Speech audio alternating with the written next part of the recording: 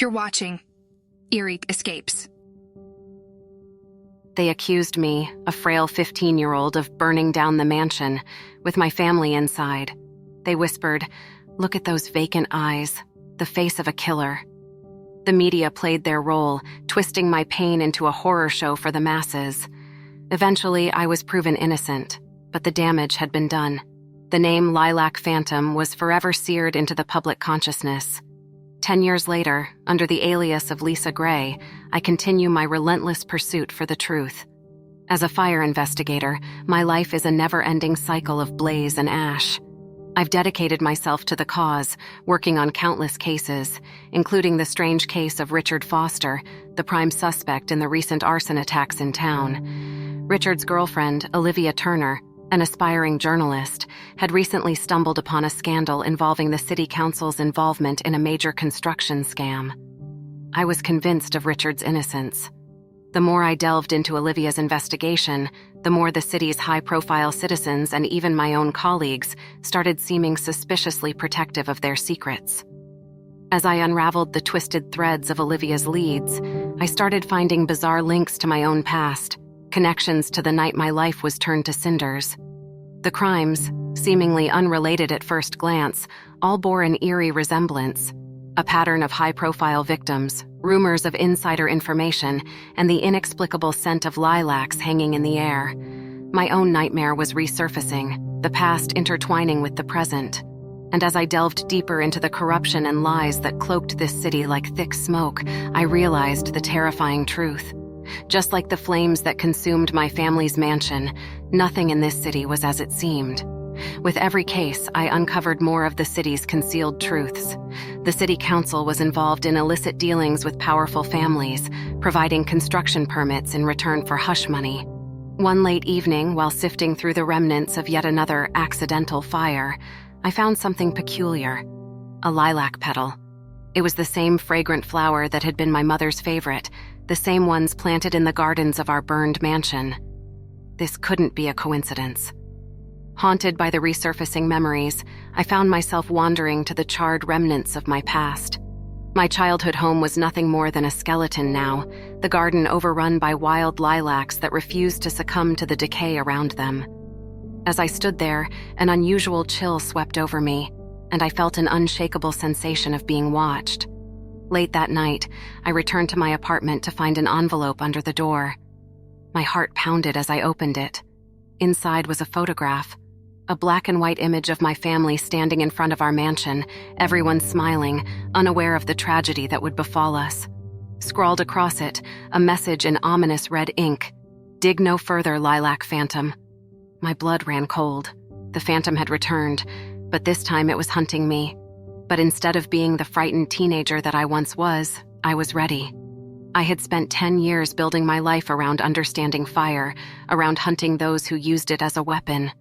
The council, the powerful families, the arsonists, they were all part of a pyrokinetic web of corruption and deceit, and they had entangled the wrong woman in their flames. The danger was real and close, but fear was a stranger to me now.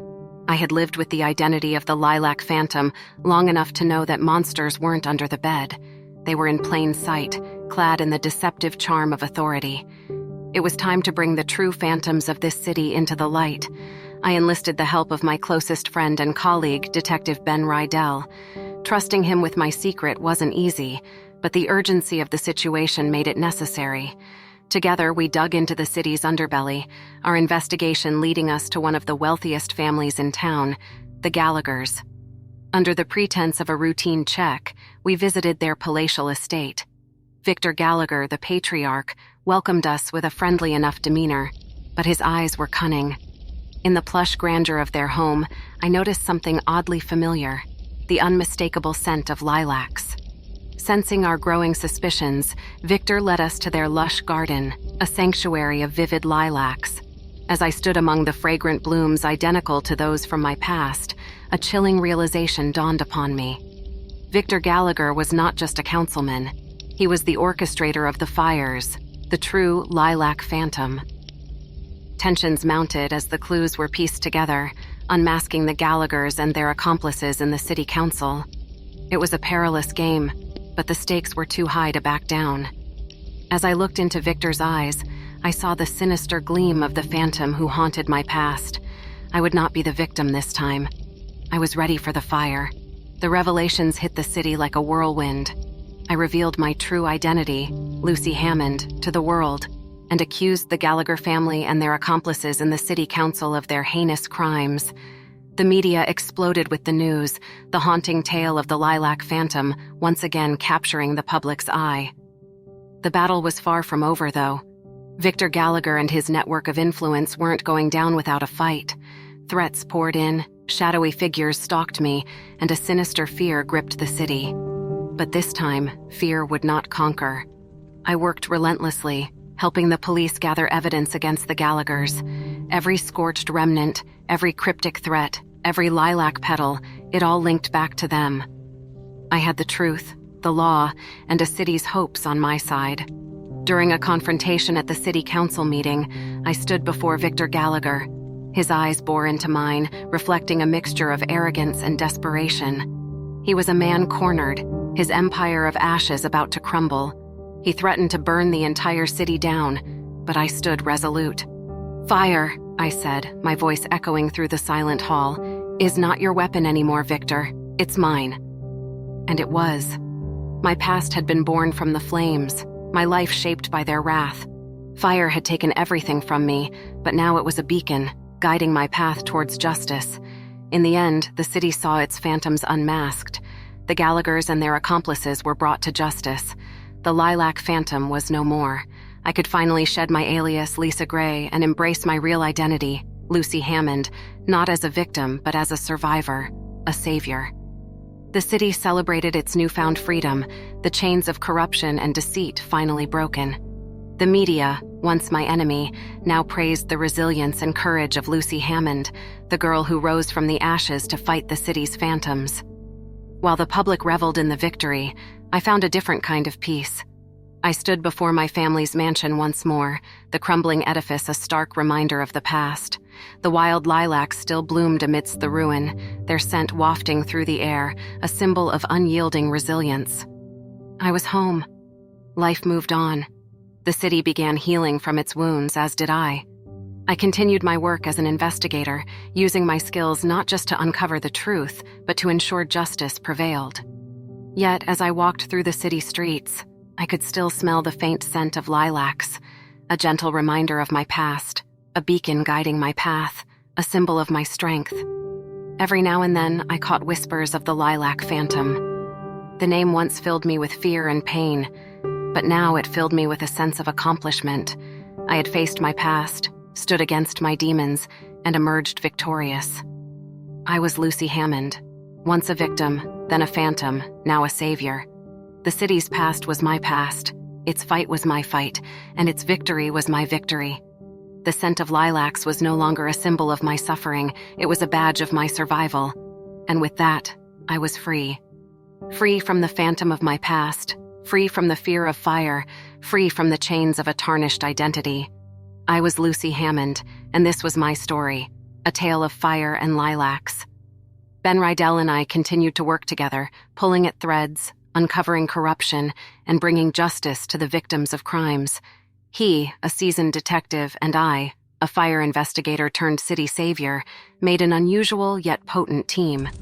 We worked to ensure no one else had to suffer the way we had, the way I had. The city itself bore scars of its past, a testament to the truth I had unveiled.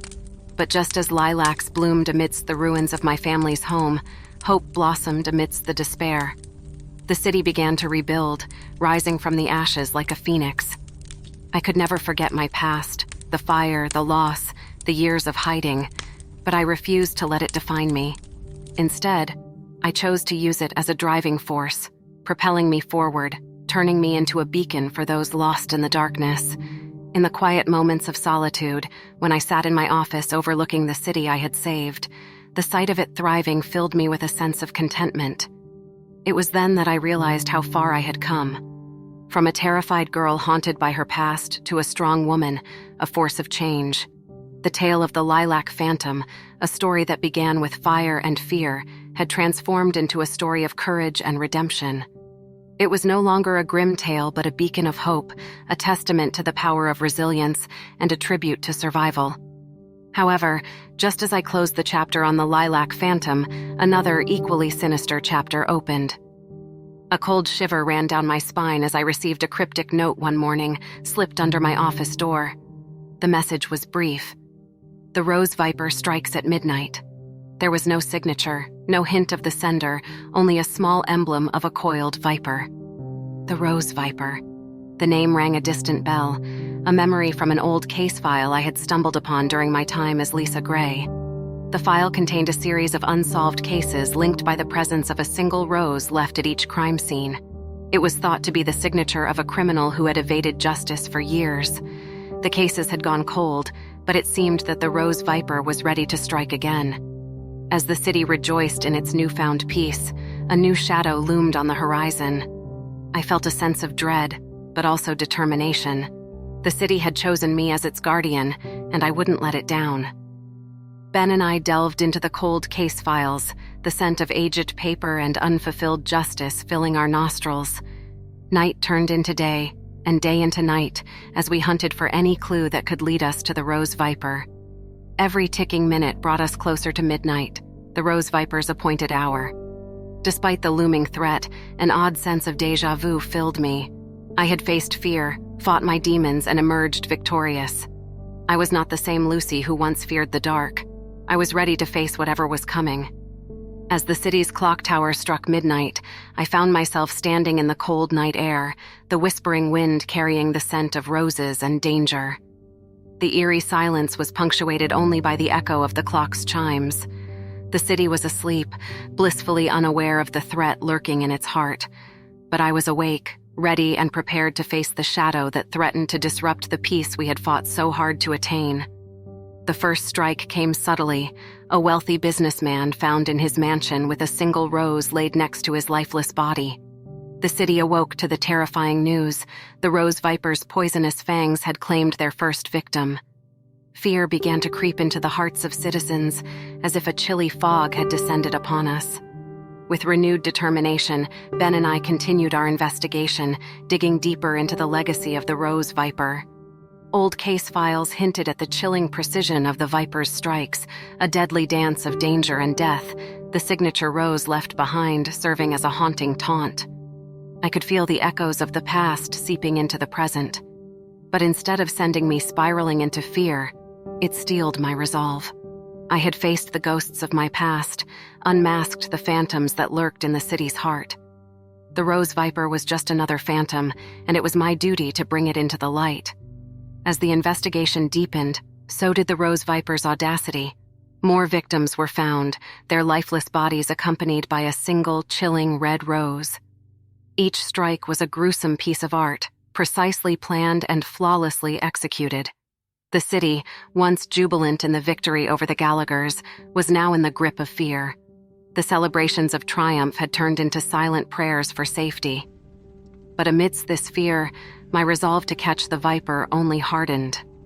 I spent sleepless nights going over case files, searching for any connection, any hint that might point us to the rose viper.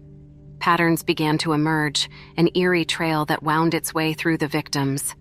Wealthy business persons, influential figures, each connected to the city's underbelly. As the pieces came together, a chilling realization washed over me. The rose viper was not just a serial killer, but a shadowy vigilante who aimed to cleanse the city of its corruption, just as I had done as the lilac phantom. This revelation brought a new perspective, a different kind of challenge. I was no longer hunting a mindless murderer, but a calculated vigilante, a shadow that shared my path but tread a darker trail. With this newfound understanding, the game of shadows took a sinister turn. The scent of roses was no longer just a harbinger of death, but a reminder of the twisted path I was treading. I had unmasked one phantom, only to find myself in a dance with another. As the days turned into weeks, the dance with the rose viper became a dizzying waltz. I found myself caught in a game of cat and mouse, each move calculated, each step leading deeper into the labyrinth that was the viper's mind. The city held its breath with each passing night, praying for the dawn to come without the chilling calling card of the rose viper. and with each new day, we were left with another puzzle piece in the form of a body and a rose. Despite the dread, a burning curiosity stirred within me. I found myself drawn to understanding the rose viper. We were two sides of the same coin, both shaped by the city's darkness, both seeking to cleanse it, but our methods were worlds apart. The pursuit of the rose viper was a journey into the heart of the city's darkness and into the soul of another phantom. A phantom who, like me, was a product of the city's underbelly. But where I sought justice, the rose viper sought vengeance. Caught in this intricate ballet, I could feel myself change. The huntress was becoming the hunted, the investigator the investigated. The dance with the rose viper was leading me into uncharted territory, challenging my principles, my resolve, my identity. But as Lucy Hammond, the woman molded by fire, emboldened by truth, and embraced by lilacs, I was ready to face this challenge. Ready to unmask the rose viper, ready to understand its darkness, and most importantly, ready to end this dance. The break in the case came unexpectedly. A whisper, a rumor, a name. Marianne Linton. She was a renowned botanist, a rose specialist, whose life was cloaked in as much mystery as the flowers she nurtured. We delved into Marianne's history and discovered a family history intertwined with the city's dark underbelly. Her parents, once prosperous business people, had been victims of the same corruption I had fought against. They had been betrayed, their lives ruined, their reputation tarnished, and they'd ended up as casualties in the city's game of power. Could it be? Could the rose viper be Marianne, using her knowledge of roses and poison to exact revenge on the city that had destroyed her family? With this revelation, the waltz with the rose viper took on a different rhythm. It was faster, more frantic, the crescendo building towards a climax I wasn't sure I was ready for. The confrontation was inevitable. I found myself outside a mansion secluded on the outskirts of the city, hidden by a forest of roses. The air was heavy with their fragrance, the scent trailing into the night like a prelude to the upcoming confrontation. With every step towards the mansion, I felt an uncanny kinship with Marianne. We were both women scarred by the city's darkness, turned into phantoms in our quest for justice. But where I had chosen the path of justice, she had chosen vengeance. I took a deep breath, ready to face the woman behind the rose viper, ready to end the dance that had gripped the city in fear. The confrontation wouldn't be easy, I knew that.